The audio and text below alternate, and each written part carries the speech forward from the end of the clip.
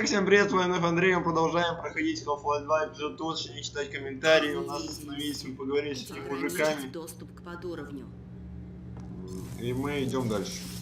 Мы, короче, нам показали это для того, чтобы показать цель нашего визита сюда.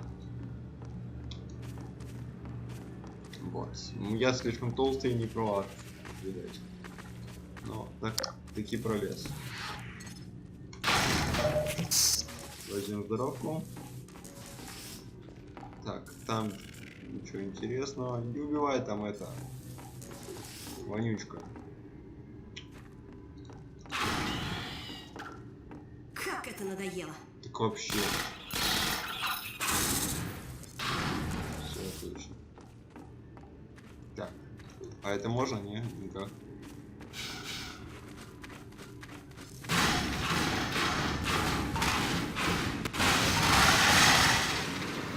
Обожаю игрушку.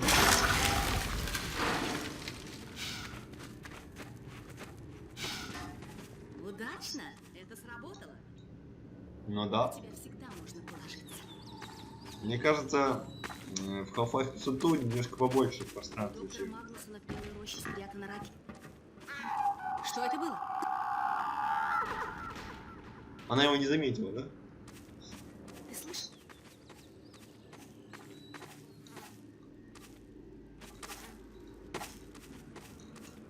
Парам-пам-пам. Она мне пишет эту штуку. Тише, тут кто-то... Ты серьезно? Я глухой не слышу. Будь осторожнее. Я жду здесь. Вот зачем ты здесь такая?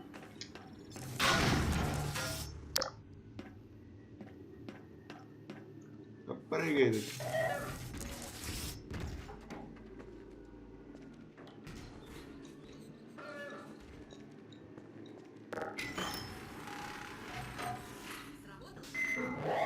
Здорово!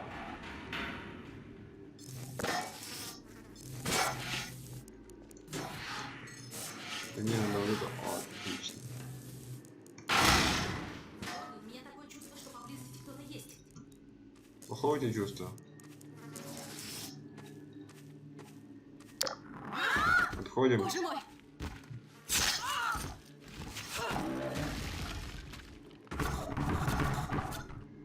Помоги мне, Гордон.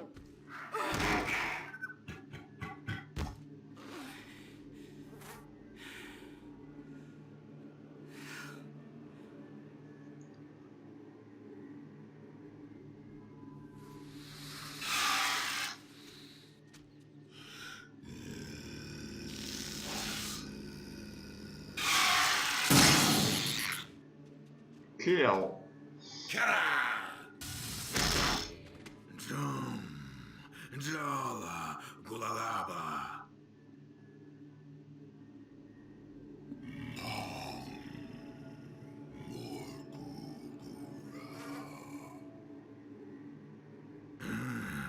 Алекс Венс. Что за беда стряслась? Фримен, ты невредим, и это доставляет мне радость. Но Алекс Венс попала в беду.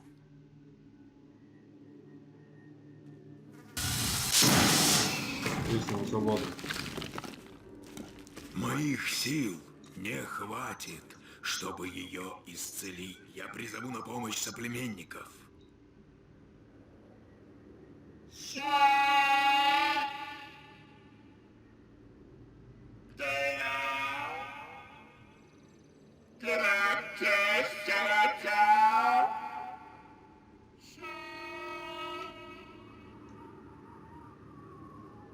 Мои соплеменники встретят нас в подземном убежище. Надо скорее отнести ее туда. Я буду поддерживать в ней жизнь, если Фримен возьмется прокладывать нам дорогу. From the beginning of episode 2, Фримен. В глубине шахт нас ожидает помощь. From the beginning of episode 2's design, we intended for Alex to be gravely injured and fall into a coma. However, the timing and nature of her injury changed dramatically. In the earliest version, the player woke to find Alex already unconscious. We wanted the player to be unsure of what to do, but instead this turned out to be merely confusing. In the next iteration, Alex balanced precariously in the train car near the player, only to slip and fall as the train shifted. This was unsatisfying because we have painted Alex as tough and agile. Having her injured in a fall seemed arbitrary and impersonal. We kept trying to add a stronger emotional aspect to her injury, something that would give rise to anger and fear. Around this time, the hunters were coming online, and we were having trouble giving them a really powerful introductory moment.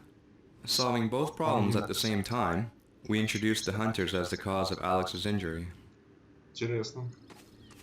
Creating the sound of the Vort's call was a refreshing break from scoring huge explosions or the bridge destruction. We wanted something subtle that would communicate the Vort's general nature as well as its specific cry for help. Sometimes it can be difficult to process sounds while still giving an organic quality to the voice. To design a sound that contained a sense of the alien personality without just sounding like another animal call, we found a way to add and process overtones while subtly altering the phrasing of the pitch. The resulting sounds give the impression that the Vorts are in fact communicating among each other. Все, почитали. Интересно, ну. На исходе. Ее состояние ухудшается. Без скриптованном состоянии. Не можешь ничего не говорить. Мне оружие сегодня дадут?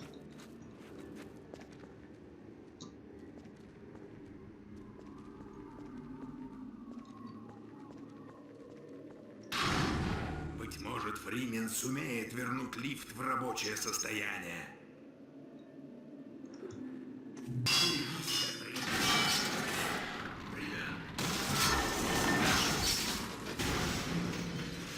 Все, он нас накиданул. Фримен, если можешь, прибавь прыти. Я отнесу ее к моим соплеменникам другой дорогой.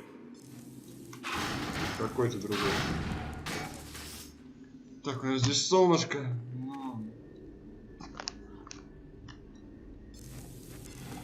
Но мы записываем. О, костюмчик. Загрузочка. Надеюсь, она не будет идти 2 часа, которые идет в Half-Life. Хотя кто его знает? Ну, какая-то лестница или куда? А, в дверь. Вот. Нет, смотрите, быстро. Действительно. Так, здесь. Так, если какие комментарии выпустил, извиняюсь, я вроде смотрю, их пока нет. Так, здесь мы должны добраться вверх.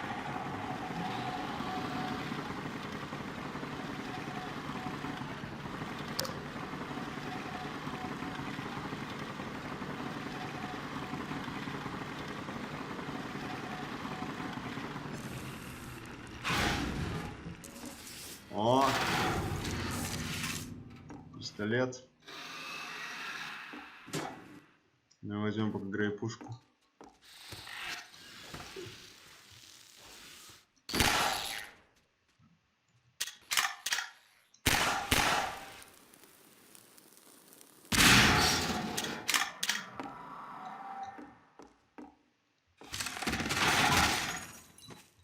Так, вроде его разнесло. Хорошо.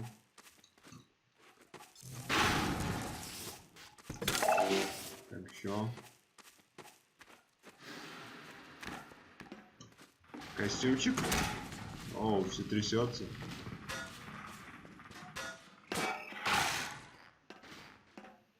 И...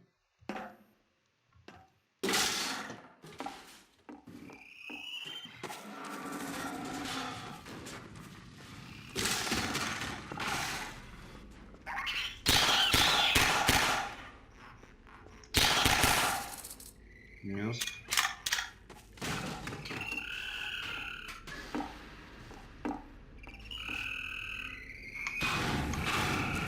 Вау, офигенно все было.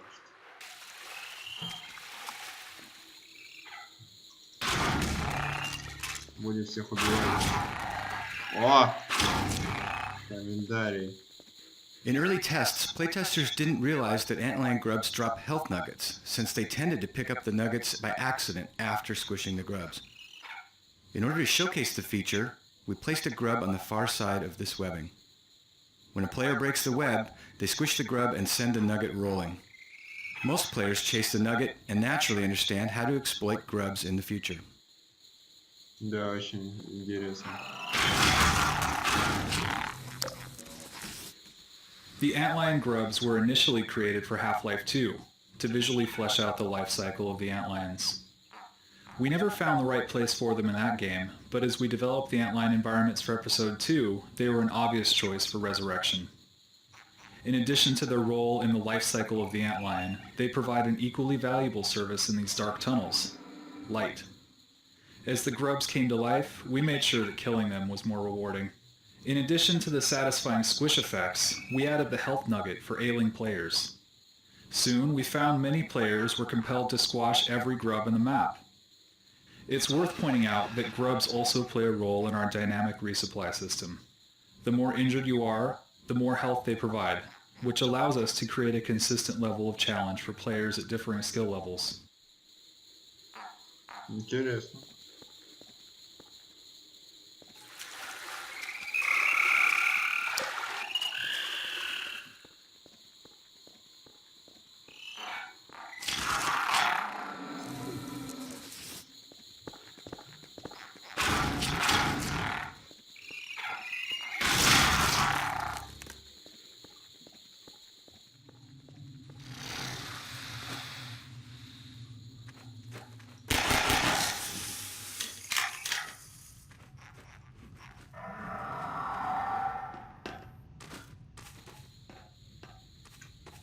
Страшно. Дровка.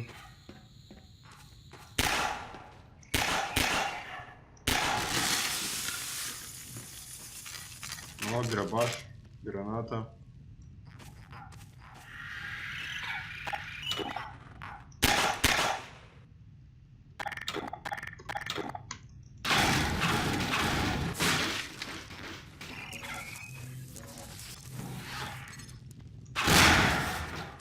Так, для уверенности.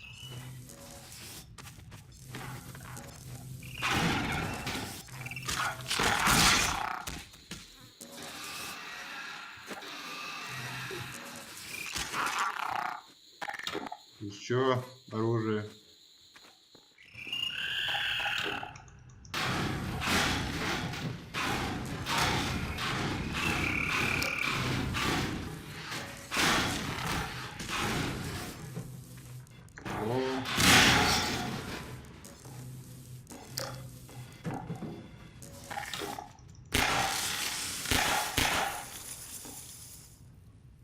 Если бомбанет там.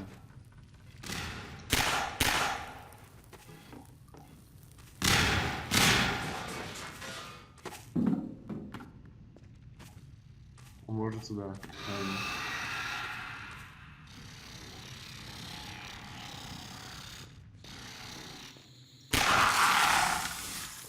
Точно.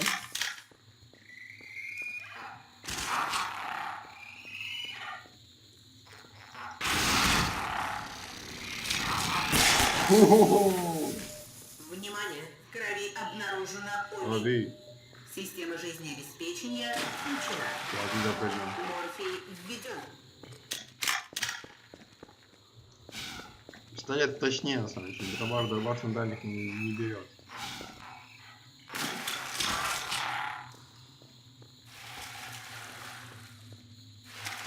Здесь я запутался, когда проходил.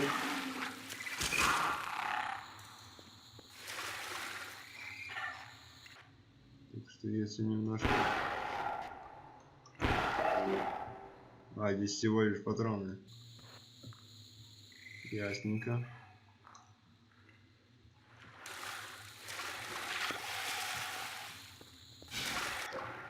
Туда как? А, вот здесь. Глянем по времени, что там. Еще можно. Так. Веселое место тоже.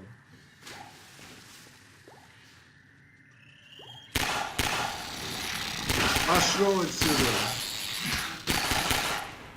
Вот этих убить нельзя.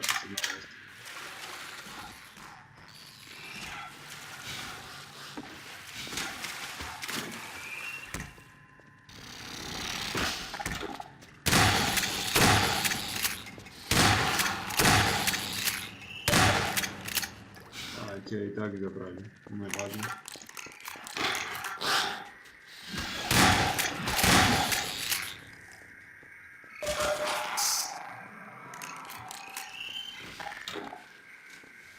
Они в воде не умеют плавать.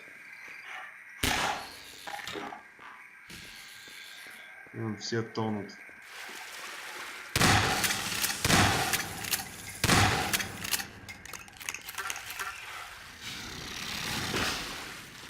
Да, ты. Ничего нет. Так, нам, видать, сюда. Я развалился просто.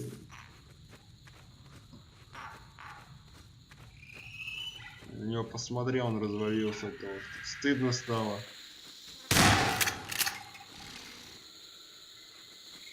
По-моему, они не стреляют, говорили в этой версии. Да, это баг. Меня похуй. Ну ладно. Короче, версия такая баганутая немножечко. И поэтому эти чуваки, они как бы не стреляют. Даже читал в комментах под это. Ну, к сожалению, комментарии идут хорошо, поэтому мы в нее играем. Искать что-то другое смысла пока не вижу.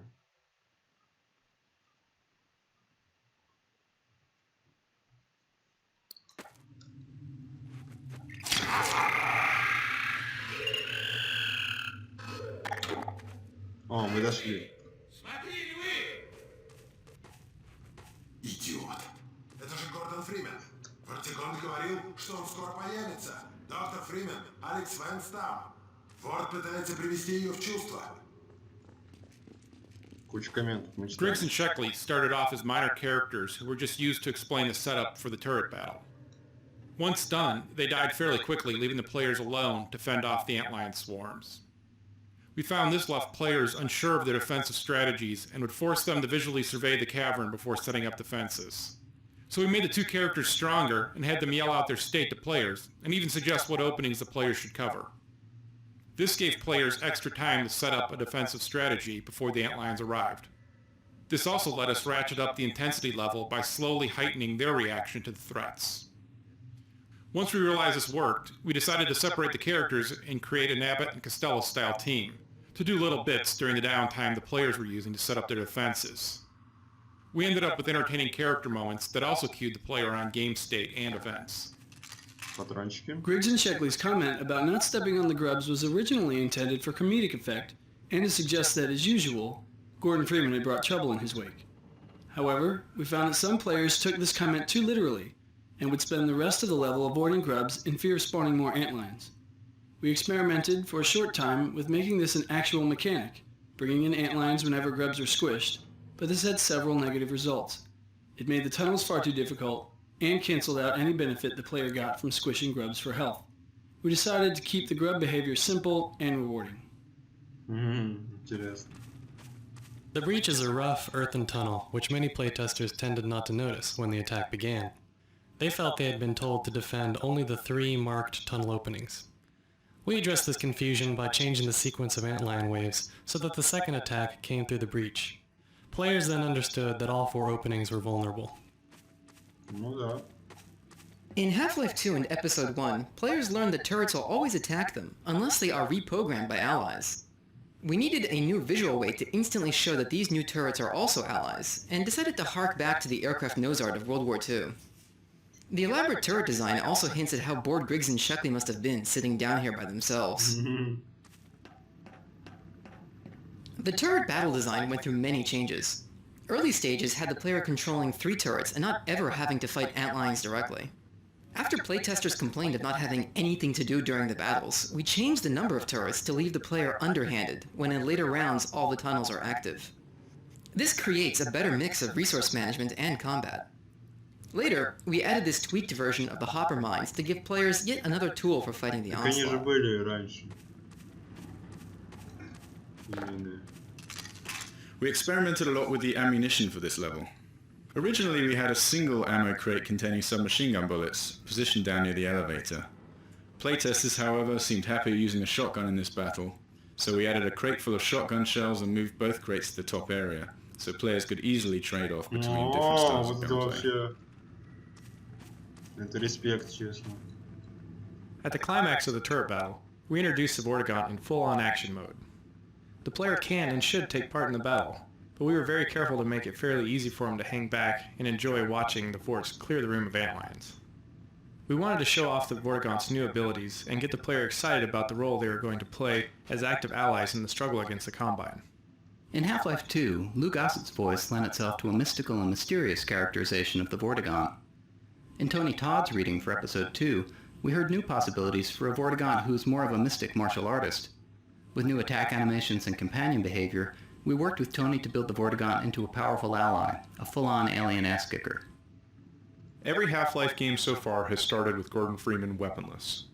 Assuming some players had just played through Episode 1, while others might not have played it at all, we had to decide how long we should spend parceling out new weapons and providing adequate time to player practice with each one.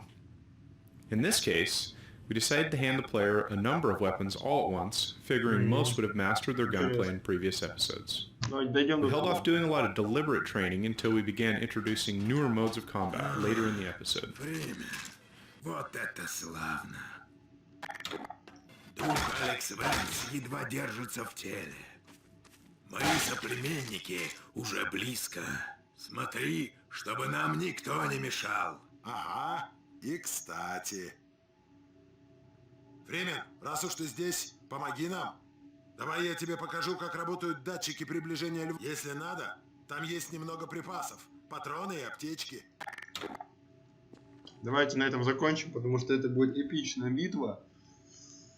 Наверное, уже не сегодня буду записывать, в следующий раз.